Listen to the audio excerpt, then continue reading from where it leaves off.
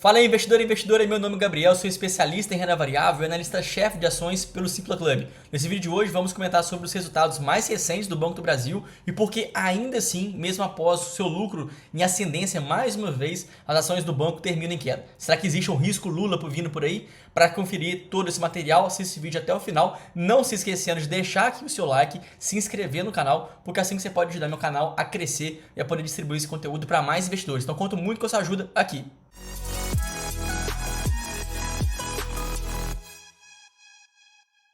Já com a minha tela compartilhada, a gente pode ver que o Ibovespa não teve um dia interessante, teve uma queda aqui de 5 mil pontos, o dólar estourou, bateu a casa de 5,40, muito porque algumas coisas que aconteceram no dia de hoje acrescentaram muito risco no mercado, ou melhor, imprevisibilidade. Seja o furo do teto de gastos para uma PEC de transição, seja através da nomeação de algumas pessoas durante essa transição do governo, inclusive com o ex-ministro da Fazenda, Guido Mantega, podendo exercer um futuro cargo mais para frente, que obviamente não agrada o mercado. Isso fez com que as ações do Banco do Brasil, que já vêm de semestres e semestres de bons resultados, ainda assim permaneceram na baixa hoje. Então a gente vai entender se essa de fato acaba sendo mais uma oportunidade ou então por que o mercado está batendo tanto nas ações da companhia. Para isso, vamos ver aqui o que está acontecendo no noticiário. A gente pode perceber que a manchete do Banco do Brasil tomou conta hoje dos principais meios de comunicação, que na Infomoney, também no site do Seu Dinheiro a gente pode ver o risco Lula derrubando o Banco do Brasil, mesmo após o resultado estrelado. Então, como aqui a gente pode perceber, o resultado do banco foi realmente interessante. Para isso, vamos pegar aqui agora os principais destaques do Banco do Brasil, que teve que o seu lucro líquido ajustado na casa de 8,4 bilhões no terceiro trimestre, inclusive foi acima do que era esperado pelo mercado, que esperava ao redor de 7,4 bilhões, ou seja, 1 bilhão a mais. Inclusive, esse valor, esse lucro líquido, é muito superior aos demais bancos privados. O Bradesco, que também soltou seu resultado recentemente, inclusive está aqui nesse vídeo, ele soltou um resultado de ao redor de 5,4, 5,2 bilhões. Então o Banco do Brasil, apesar de ser um banco público, está realmente aqui voando.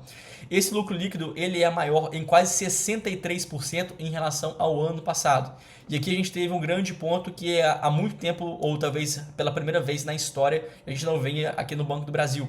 O seu retorno sobre patrimônio líquido, ou também chamado no mercado como ROI, terminou aqui, analisando o terceiro trimestre de 2022, em quase 22%. É muito acima da sua média histórica. Aqui a gente pode pegar os resultados históricos do banco, que a sua média histórica gira ao redor de 13%, 14%, 15%. Então, de fato, o ROI aqui da instituição está muito alto. Olha que a sua média. Nunca, nesses últimos 10 anos aí da instituição, ela teve um ROI tão alto quanto esse, inclusive também mais alto do que ROI de bancos privados, melhor inclusive do que a média histórica do Itaú, que é um dos principais bancos em termos de rentabilidade do mundo. Então, resultado fenomenal de fato aqui do Banco do Brasil. Alguns resultados nos levam a acreditar que realmente foi muito bom, principalmente pela qualidade aqui da instituição.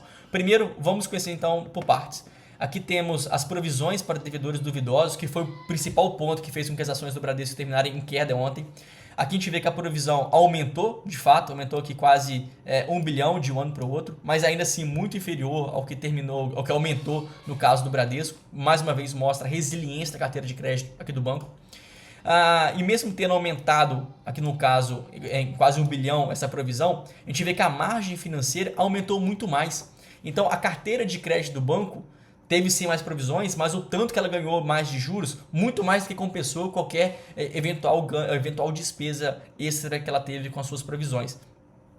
Além do mais, a gente pode perceber aqui que a receita de prestação de serviços também teve aqui uma alta de 11%, que se refere àquelas despesas relacionadas a cartão, TED, DOC, administração de fundos, administração de grandes riquezas.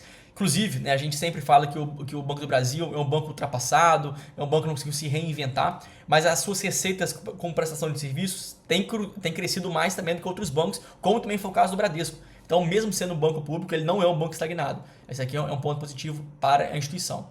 E aqui nós temos o grande responsável por esse aumento substancial no lucro líquido que se refere à carteira de crédito da instituição. Eu digo isso porque na comparação dos últimos 12 meses, a carteira de crédito subiu 19%. E é interessante porque não simplesmente subiu, mas com pessoas mais arriscadas, com uma inadimplência elevada. Nada disso.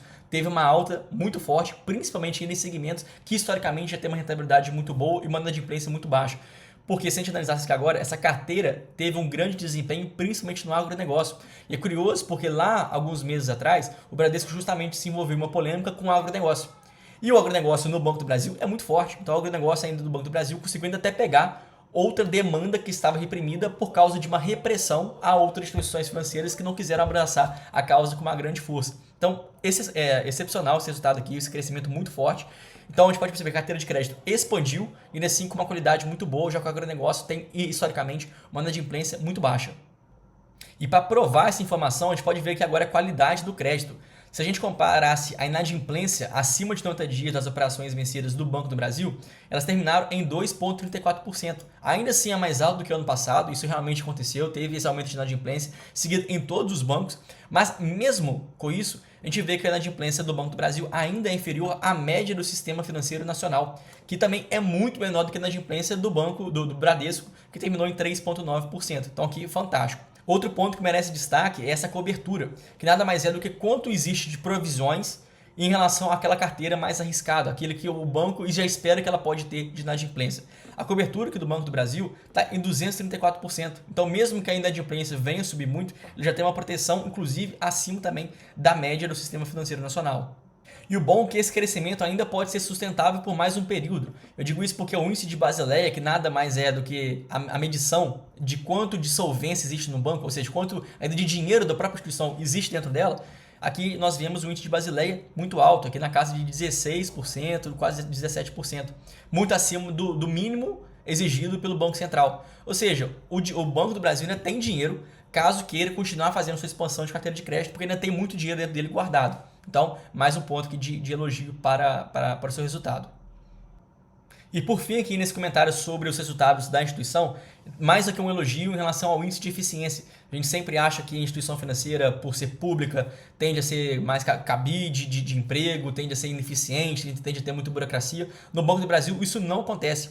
Então, o índice de eficiência nada mais é do que a medição de quanto de custos e despesas ele teve em relação a todas as suas receitas. Ou seja, quanto menor esse índice, mais eficiente é o Banco do Brasil. Então, inclusive, que mostra que, dado tanta receita que o banco conseguiu pegar, ele teve agora uma receita subindo, enquanto a despesa não subiu na mesma proporção. Por isso, o índice de eficiência agora do Banco do Brasil está em um dos menores da sua série histórica. Isso mostra o tanto de eficiência que vem agregando. Só para você ter uma ideia, o Bradesco divulgou um resultado de 46 pontos percentuais, ou seja, muito menos eficiente do que o Banco do Brasil. E isso fica bacana quando a gente agora começa a ver as projeções futuras, porque o banco tem crescido tanto, mas tanto, que ele mesmo tem conseguido revisar suas projeções toda vez para cima. Mas com certeza o que chama mais atenção aqui é o lucro líquido ajustado, que nesses 9 primeiros meses de 2022 já está quase em 23 bilhões de reais. Ele estava imaginando que finalizaria o ano de 2022 entre 27 a 30 bilhões, o que já seria um lucro fantástico, um dos maiores da sua história inteira, se não for o seu recorde, mas ainda assim o banco revisou para cima o tanto de lucro que eles vão receber. Então eles estão esperando que vão fechar o ano entre 30 bilhões e meio a 32 bilhões e meio, realmente muito lucro. E quando a gente agora pega em relação ao seu preço, a gente vê que hoje o preço do lucro, o seu múltiplo está em 4,4 vezes, mas vamos ver aqui o valor de mercado da instituição. Aqui está em 103 bilhões de reais, vamos aqui aproximar para 104 bilhões de reais. 104 bilhões para um lucro aqui de colocar 32 bilhões, a gente está falando que o banco vai ter um preço de lucro de 3,25. Esse é uma das suas precificações mais baixas de toda a sua história. Poucas vezes a gente vê um banco tão barato quanto agora, se ele bater a sua margem, ali, a sua projeção de lucro, que está muito provável que ele venha acontecer. De fato, o banco está muito barato em relação à sua média histórica. Mas por que ainda assim ele está caindo? Muito por causa do risco Lula, como eu já mesmo noticiei aqui, evidenciei através de uma manchete do Seu Dinheiro. Eu digo isso porque a gente não sabe quem vai ser o próximo ministro da Economia, não sabe quem vai ser as pessoas que vão comandar a economia nesse próximo mandato do Lula. E isso deixa uma lacuna muito importante pelo seguinte motivo: a gente não sabe se vai existir um incentivo ao consumo, ao crédito, né, do varejo comum. A gente não sabe se o Banco do Brasil vai adotar alguma medida mais direta para programas sociais, poderia reduzir bastante a sua qualidade de crédito. Não sabe se vai ter um incentivo muito grande da parte imobiliária, mesmo que a parte imobiliária tenha uma ligação mais com a Caixa, mas não sabe se isso vai ter algum impacto no Banco do Brasil. Ou seja, a imprevisibilidade em saber quem vai ser o próximo ministro da Economia e qual vai ser a política adotada pelo governo Lula deixa que a política de crédito do Banco do Brasil também fique imprevisível. Então, se tiver uma redução, uma perda de fundamentos, a rentabilidade que o Banco do Brasil hoje reportou, ao redor de 22% a 23%, não vai ser sustentável. E isso cairia bastante. consequentemente seu lucro líquido também reduziria bastante. Então isso faz com que a imprevisibilidade faz com que a gente não tenha uma valorização das ações do Banco do Brasil, mesmo depois de um estado tão fantástico como esse. Caso tudo fosse normal, caso a gente tivesse uma previsibilidade, sabendo que nada iria mudar nas suas políticas, muito provavelmente o Banco do Brasil já estaria ali ao redor de 45, 46 reais, porque ele realmente merecia estar numa precificação muito acima disso, mas por causa dessa imprevisibilidade isso não vai acontecer. Agora, para finalizar, a gente pode ver aqui que diante de tanto lucro, o banco também divulgou mais um dividendos, que vai inclusive pagar aqui em 2 parcelas, ambas sendo pagas no dia 30 de novembro desse ano, juntando aqui vai dar quase um pouquinho a mais de 80 centavos, mas juntando no agregado do ano, vai ser um pagamento de R$ 3,82 por ação. Ou seja, o dividend yield do banco está realmente quase a 10%, muito acima também da média dos demais bancos que nós temos aqui no Brasil. Então, ou seja, resultado muito acima da média, carteira de crédito de excelente qualidade, excelente resiliência, um lucro anormal, um ROI anormal e uma distribuição de dividendos também muito acima da média histórica. Dito isso, o melhor banco que nós temos hoje no Brasil é de fato o Banco do Brasil, merecia estar sendo negociado a um preço muito mais caro, porém, diante da previsibilidade, isso não vai acontecer. Espero que você tenha gostado aqui desse vídeo. Vou te pedir novamente, encarecidamente, que você se curtir esse vídeo, se inscrever no canal, porque assim que você pode espalhar esse conteúdo para mais investidores. Agradeço muito a atenção e volto na próxima. Valeu, muito obrigado e até mais.